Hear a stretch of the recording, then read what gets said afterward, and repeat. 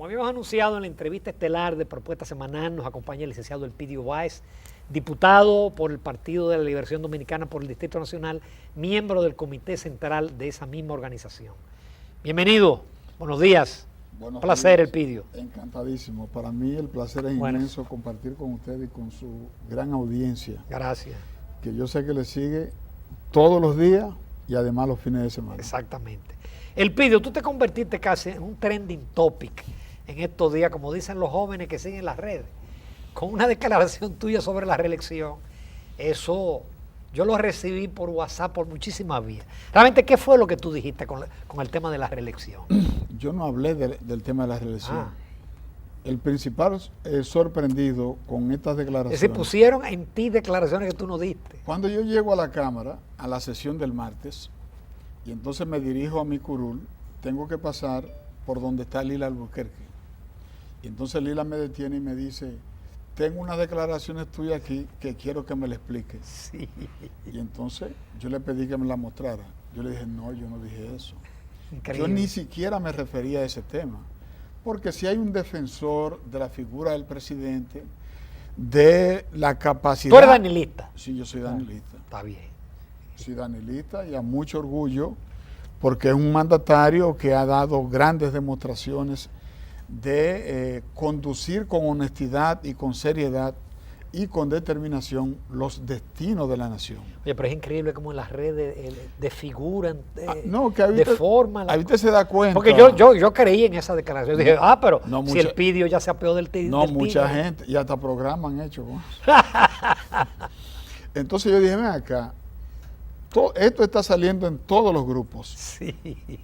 Porque hay personas... Y en Twitter. En Twitter, hay personas interesadas en presentar la idea de que el danilismo se está debilitando y de que la posibilidad de la reelección también cada día se le cierran más las puertas.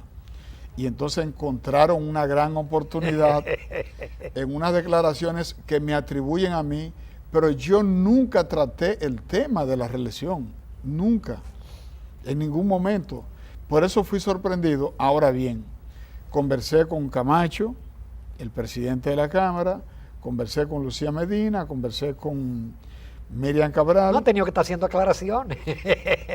Pero quise aclararle a los compañeros que me acompañan en el Congreso para que tengan la idea clara de que yo no dije esto, porque es imposible competir con las redes sociales. No. Con los chats, los grupos y todas estas cosas. Yo en WhatsApp lo recibí por diferentes vías, pero también en Twitter. Y suerte que usted me invitó al programa y abre el programa con esta pregunta. Sí. Aunque ese no era el objetivo, pero yo quería, no. porque a mí fue de lo que me sorprendió. Y se lo agradezco, porque uno pasa muy malos momentos aclarando de manera individual, porque yo subí un tweet.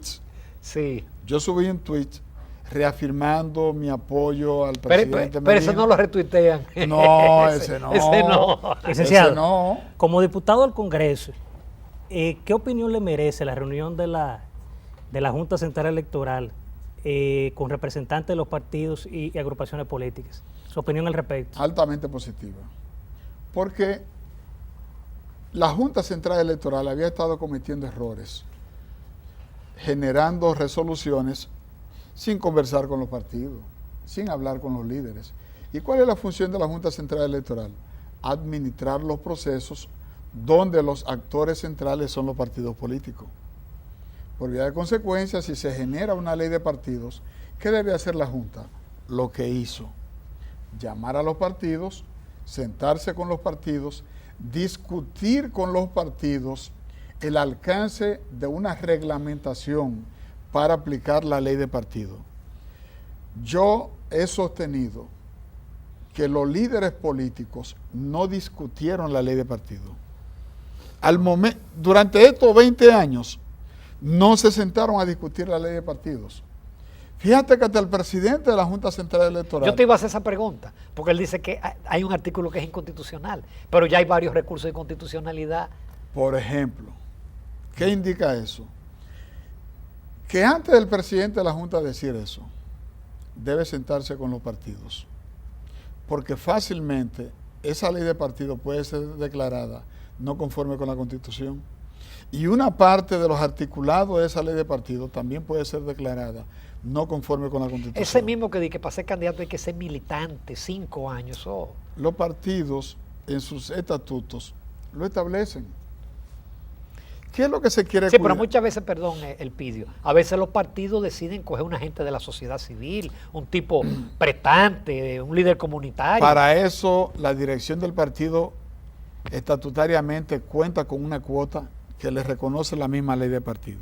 Que ahora la cuota hay que decirla en julio y señalando cuáles son los cargos. Eso es un error. Eso no debió establecerse de esa manera. ¿Y por qué? Porque tú no sabes en qué momento tú puedes hacer Exacto. la alianza y las circunstancias pueden variar. Sí. Es difícil tan prematuro tú decir, yo aparto el diputado tal, el senador tal, el regidor. Eso es imposible. Pero esos son ajustes que hay que hacerle a la ley de partidos. Necesariamente hay que hacerle ese ajuste a la ley. ¿Por qué? Porque la política es muy dinámica, es muy cambiante, es muy de coyuntura. Entonces, establecer plazos tan largos, eso es como hacer una encuesta en el mes de enero y las elecciones son en mayo. Exacto. Los resultados Pero además, en julio, no te van a dar. En julio del 19, por ejemplo, un partido como el PLD no sabe cuáles van a ser sus aliados. No, tampoco, tampoco. Yo entiendo que en sentido general es una buena ley. Eso es lo primero. La ley de partidos es una buena ley porque no teníamos ley. Claro. Y el sistema de partido era, digamos, un mundo caótico donde nadie tenía seguridad de nada y donde el sistema político se iba deteriorando y no había normas para contener ese deterioro. El hecho de que haya ley de partido ya es positivo. Ahora, vamos a hacer los ajustes y hacer las correcciones para que el sistema de partido sea fortalecido por la ley y no debilitado por la ley, que son dos cosas diferentes. Es una buena ley. Yo di una conferencia en un lugar y destaqué los 10 temas más relevantes que contiene la ley. Por ejemplo, uno de los temas tiene que ver con limpiar el padrón de cada partido. Sí, porque cada partido tiene que presentar a su padrón. Por ejemplo, aunque no lo use para las elecciones. es obligado. Obligado. Y eso es positivo. La primera disposición que debe tomar la Junta Central Electoral es darle un plazo a los partidos para que le presenten su padrón. ¿Qué va a suceder? Si tú te pones a sumar los militantes empadronados en cada partido, te va a dar 4 o 5 veces más. Sí. Ustedes tienen 2,5 millones, creo, en el padrón. Por ejemplo, pero cuando tú los sincerices, te tiene que dar 7 millones y algo de electores, que es lo que están inscritos en la Junta Central Electoral. Pero ¿qué pasa? Que aquí el PRM tiene un padrón de 500,000 y votaron 150,000, ¿verdad? Sí. El Partido Reformista no tiene padrón, el PRD no tiene padrón, ningún partido pequeño tiene padrón, el PLD tiene un padrón que no lo ha sedaceado desde hace mucho tiempo. Entonces, cuando tú sumas todos los padrones, debido al tema del transfugismo, te va a dar como 16 o 19 millones de votantes. Esa es la verdad. Entonces, cuando la ley manda el registro obligatorio, entonces el que aparezca 2 y 3 veces en partidos diferentes, la misma Junta lo elimina. Ese es el valor que tiene. Sí. Obligar al registro. Hablando de registro, ¿cuál es el conflicto que tienen los reformistas en el Tribunal Superior Electoral? ¿Cuál es el conflicto? El listado. Que cada grupo Sí, tiene. hace una convención y cada grupo dice que tiene quórum. Entonces alguien está mintiendo. Cuando introduzcan el padrón ante el tribunal, ante la Junta Central Electoral, ya. Es decir, el que no aparezca en ese padrón como directivo, como militante y como miembro, sencillamente no milita en ese partido. Pero aquí hay mucha gente del Partido Reformista que aparecen como dirigentes del PLD. La mayoría de los dirigentes del PRD y miembros aparecen en el PRM. Entonces, la primera disposición de cumplimiento obligatorio y que ayuda a organizar a los partidos es que la Junta los obligue a hacer el registro.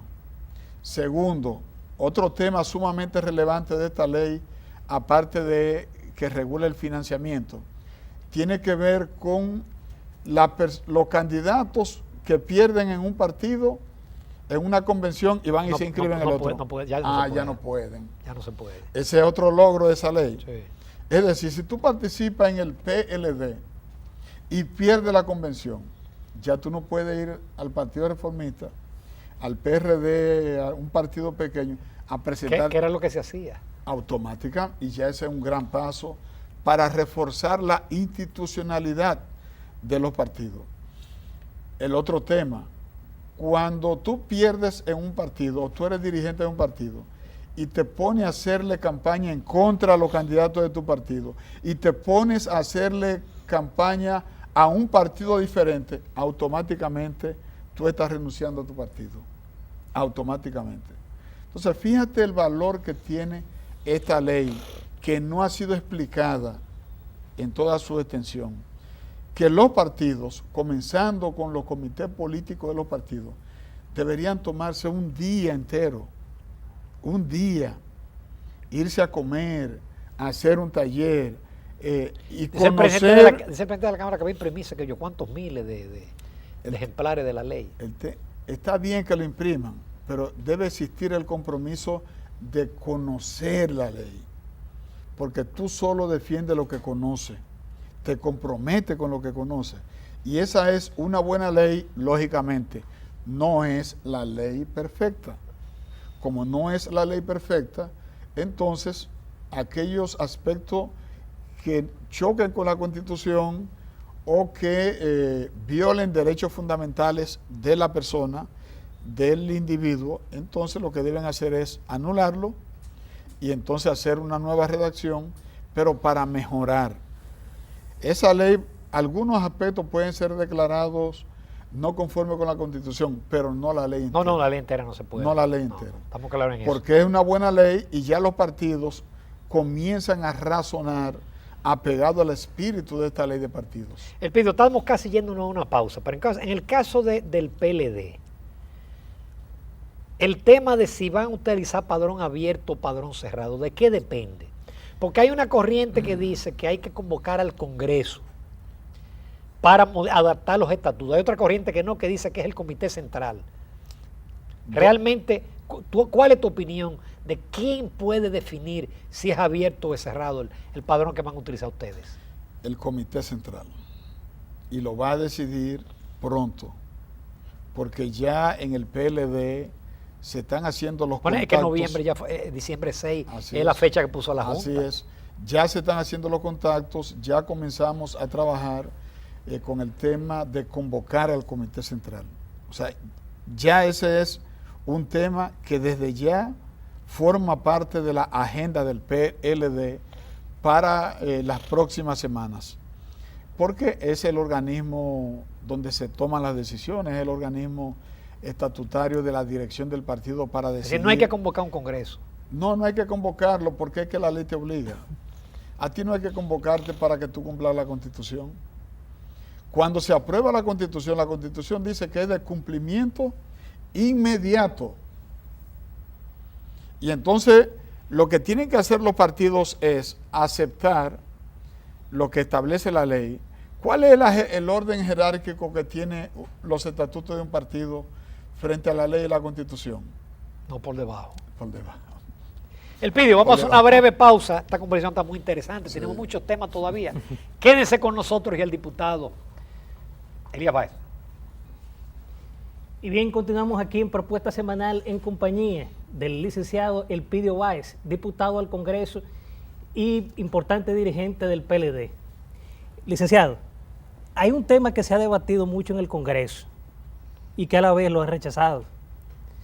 Es el tema de la diputada Farideh Raful con el caso de los papeles de Farideh, que ella con toda razón pide crear una comisión para que pueda investigarse las contrataciones públicas hechas desde el Estado a Joao Santana. Su opinión al respecto sobre este filoso caso. Mira, ese es un tema que ella misma y la Comisión de Abogados del PRM lo llevaron a la justicia. Es decir, le han dado un carácter judicial, han judicializado el tema y lo sacaron del ámbito del Congreso. Y lo que ya está en justicia debe investigarlo el sistema de justicia. Está en manos del Poder Judicial y nosotros en el Congreso no podemos llevar temas, eso es reglamentario, no podemos llevar temas que ya estén en el ámbito de la justicia. Hay que esperar que la justicia se exprese, haga la investigación y entonces resolute.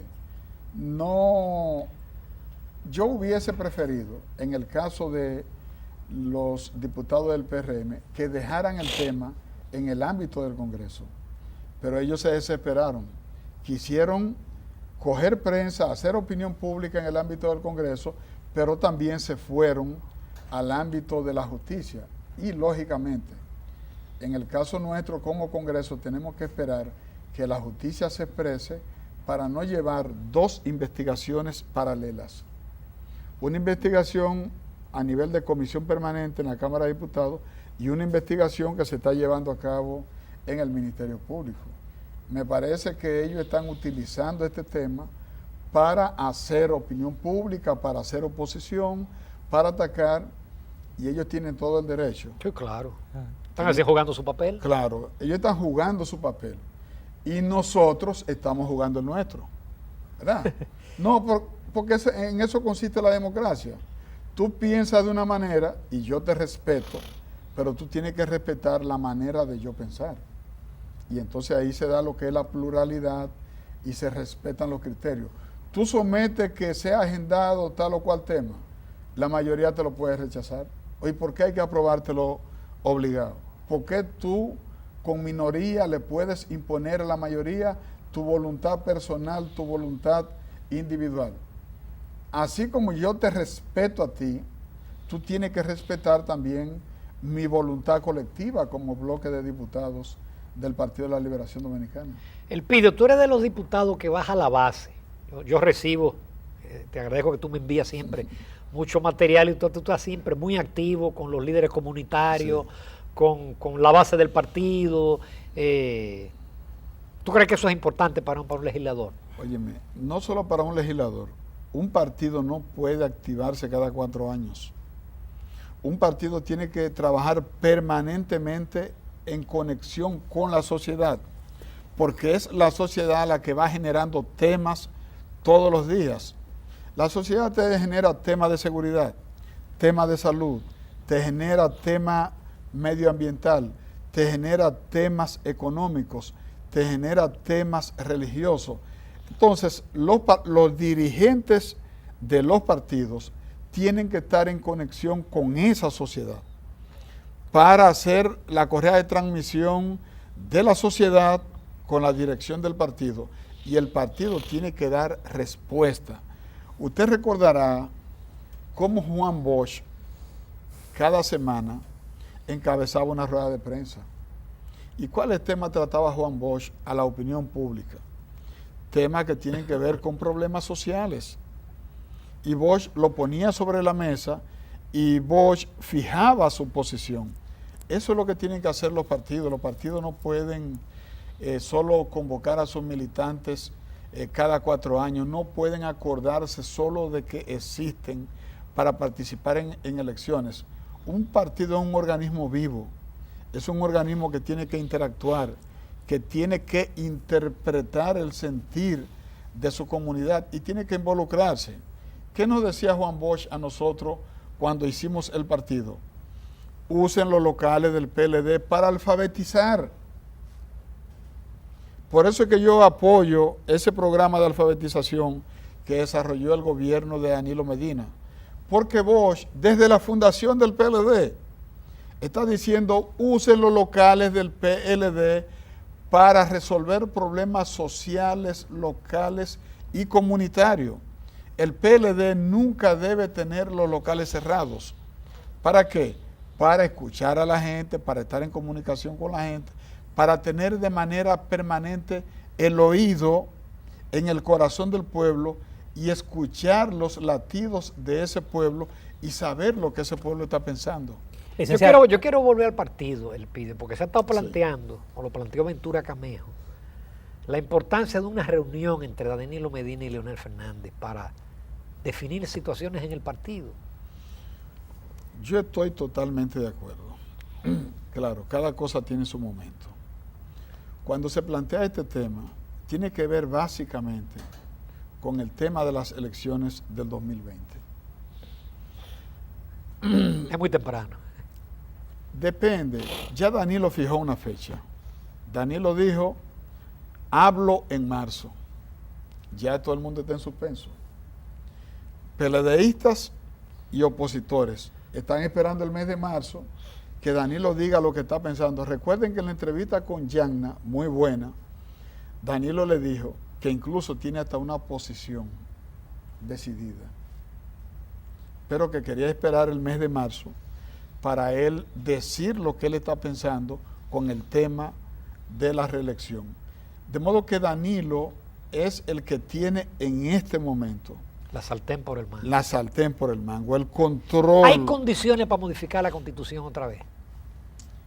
Si Danilo se lo propone, lo logra. Pero lógicamente. Pero supone que el PRM no va. Es inconstitucional ahora mismo eso. No, ninguna reforma es inconstitucional. No, pero siempre y cuando se cumpla con el procedimiento que la misma pero el PIDIO, los votos no dan. Los votos no dan el PIDIO. ¿Cómo? Los votos no dan. Se supone que el PRM no va a apoyar una modificación. Señores, mire, yo he participado en 2 asambleas revisoras de la Constitución y he visto que cuando el poder decide hacerlo, lo hace. Lo he visto. Aunque sea comprando. No comprando, porque aquí todo se lleva a este tema, al tema del dinero. No, hay acuerdos políticos.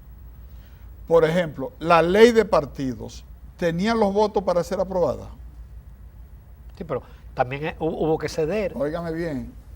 Es decir, el sector, lo que se llama el sector social tuvo que ceder con el tema de las primarias abiertas simultáneas a todos los partidos. Pero es que todo es pactos, consenso, acuerdos y demás. Puede haber un acuerdo para modificar la Constitución.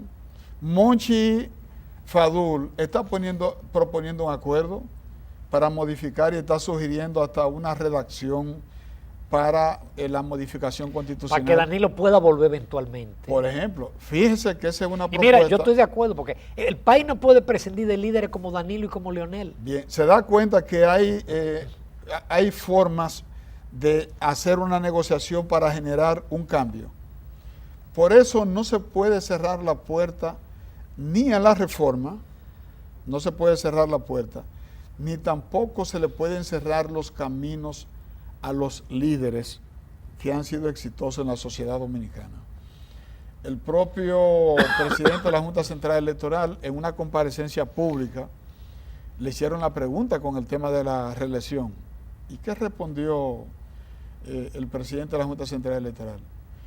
Que la reelección no es ni mala ni buena. Además era mala cuando Balaguer. Pero Balaguer duró mucho tiempo. Y después todo el mundo ha sido reeleccionista. Todo el mundo. Como todo el mundo tiene un Trujillito adentro. Esa es la verdad. Todo el mundo tiene un Trujillito adentro y un Balaguer adentro. ¿Por qué? Porque es la naturaleza política del individuo. Estamos hablando del poder, del ejercicio del poder, de cómo el poder seduce al ser humano. Y en la República Dominicana adquiere características muy especiales porque la cultura política dominicana es autoritaria. Es decir, usted se busca el libro Los Carpinteros del doctor Balaguer y entonces Balaguer habla de mundito. Sí. Si quiere saber cómo es mundito, dale un carguito. Y entonces ahí sale lo que cada persona lleva adentro, ¿verdad? En política adquiere tintes dramáticos. Unas veces positivos, tú das lo mejor, y otras veces negativos. Te transforma, pero de manera negativa, y el poder termina volviéndote un andullo, ¿verdad? Pero en el caso de Danilo Medina y de Leonel Fernández, ellos han dado lo mejor al país.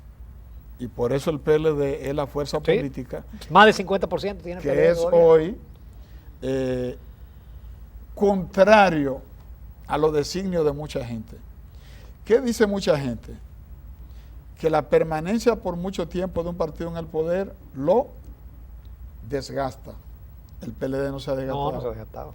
Eso es verdad. ¿Eh? Licenciado. No se ha desgastado. El PLD está ahora mucho más fuerte y las gestiones de gobierno son la mejor carta de presentación al electorado del Partido de la Por eso es que Liberación es tan Dominicana. difícil para la oposición. Claro, lo que pasa es que el PLD, por ejemplo, ¿cómo se pone a criticar a Punta Catalina? Si la gente lo que quiere es que le corrijan el problema de los apagones. Y el gobierno dice, sí, vamos a construir Punta Catalina para atacar el problema Esa de los fue una apagones. decisión correcta. Claro. Yo escribí un artículo esta semana donde decía que los apagones de esta semana todavía dan más la razón. Los apagones de los últimos Claro. días, porque demuestra la vulnerabilidad del sistema. Claro. Y de que Punta Catalina es necesaria. Claro, pero lo mismo pasó con el metro. Sí. ¿Qué pasó con el metro? Incluso Hipólito dijo que él no iba a hablar en contra de la nueva línea del metro que se estaba construyendo, porque él se puso a hablar disparate en contra del metro cuando originalmente Leonel Fernández lo comenzó, y sin embargo la población está encantada con el metro. Pasa lo mismo con el teleférico. La gente quiere más líneas de metro y de teleférico. Porque le está resolviendo un Bueno. problema, le está ahorrando dinero, le está dando más seguridad y en poco tiempo tú te transportas de un punto a otro. Con 25 pesos tú vas de aquel Pero lado va- hasta la Y entonces aparece un político hablando mal de esa obra. Entonces el político anda por un lado y la gente anda por otro lado. Por eso es que el PLD está tan sólido electoralmente. El PL nada más pierde si se divide o si hay una crisis económica. No va a haber crisis económica y yo imagino que no se va a dividir. Bueno, hablando de crisis económica, déjenme aprovechar y felicitar la decisión del presidente Danilo Medina de haber ratificado al gobernador del Banco Central, a Valdés Alviso y a Clarisa de la Rocha, porque estos dos funcionarios, sobre todo Valdés Alviso, ha demostrado un gran liderazgo para mantener la economía en crecimiento y para mantener la estabilidad con baja inflación. Danilo tomó la decisión correcta. Mucha gente me preguntó, ¿y por qué no nombra un PLDista ahí? Digo, es que el tema no es tan sencillo. No es tan sencillo. El tema es económico. Es la No, economía de no, una nación. Y a mitad de Licenciado, camino. hay un tema, Oh, pero hay un a tema- mitad de camino. licenciado, hay un tema que se ha debatido mucho, que es el Código Penal y las 3 causales. ¿Usted lo favorece, lo critica? Mira, yo entiendo que ese tema debe discutirlo la sociedad. Hasta ahora lo han discutido los líderes políticos, lo han discutido los legisladores, lo han discutido las iglesias. Pero ¿a qué mujer le han preguntado qué opinión tiene sobre el aborto, las 3 causales y demás? Pero La tú- propia tú estás Constitución- pidiendo casi un referéndum. tú estás pidiendo. Pero hay que hacerlo. Porque Estados Unidos en cada elección hacen 4 y 5 referéndums en los estados para tratar el tema de el consumo recreativo de la marihuana, para tratar el tema del aborto, para tratar el tema del uso de las armas de fuego y para tratar otros temas. Entonces nosotros en la Constitución del 2010 habilitamos mecanismos de consulta a la población para preguntarle sobre temas trascendentes. Ese es un tema trascendente. El Sí, tema porque de- lo penoso que el código del penal derecho está a la definido. vida, del derecho a la vida. Lo que hay es que extirpar ese tema del código, aprobar el código y hacer una consulta. Y entonces la consulta tiene carácter vinculante, porque tú estás consultando al soberano, y el soberano es el pueblo que tú le preguntas, ¿qué opinión tienen ustedes con relación a este tema? Y lo que el pueblo decida, lo decidió. Chávez a cada momento hacía plebiscito. Unos se lo aprobaron y otros se lo rechazaron. Y él lo acogía. Pero la mayor expresión de los plebiscitos y de la consulta popular la hacen los suizos, que para todo hacen una consulta, la hacen los europeos, la hacen en Estados Unidos los estados de los Estados Unidos. Entonces nosotros que habilitamos la figura de la consulta popular y habilitamos la figura de la consulta a nivel provincial y municipal, eso está en la Constitución, lo que debemos es utilizar ese mecanismo para preguntarle al pueblo, señores, ¿qué ustedes opinan, sobre todo las mujeres? ¿Qué opinión tienen ustedes del tema del derecho a la vida? ¿Se puede permitir el aborto en estas circunstancias? Y explicárselo bien, porque dependiendo cómo tú hagas una pregunta, la respuesta puede cambiar. Los encuestadores saben mucho de eso. Puede cambiar. Yo estuve conversando hace poco con la diputada María Gallar, que fue y me trató ese tema, el tema de las causales. Y ella me explicó su punto de vista como mujer. Y me dijo, mira, toda mujer que se hace un aborto jamás se recupera psicológicamente de esa situación. Jamás se le olvida. Y sostuvimos una conversación bien animada con respecto a este tema. Entonces yo dije, ven acá, pero lo correcto es preguntarle a las mujeres qué opinión tienen sobre este tema. Y que sean las mujeres que decidan, que voten, ¿verdad?, con relación a este tema. Eso es lo que yo pienso, que hay que sacarlo del Código Penal porque tenemos un Código Penal avanzado, con un sistema de acumulación de penas, con la inclusión de delitos de lesa humanidad que no lo tiene el viejo código. La Constitución nuestra es más avanzada que el Código Penal en relación a muchos temas. Y el Código está parado ahí por este tema del derecho a la vida, el tema del aborto y demás. Elpidio, qué pena no tener más tiempo. Pero contigo, a ti se te saca el jugo de verdad, porque tratamos todos los temas de interés para el país. Te agradezco mucho que hayas aceptado el programa. Con mucho gusto. Muy bien. Continuamos, amables televidentes, en Propuesta Semanal. ¿Tú sabías que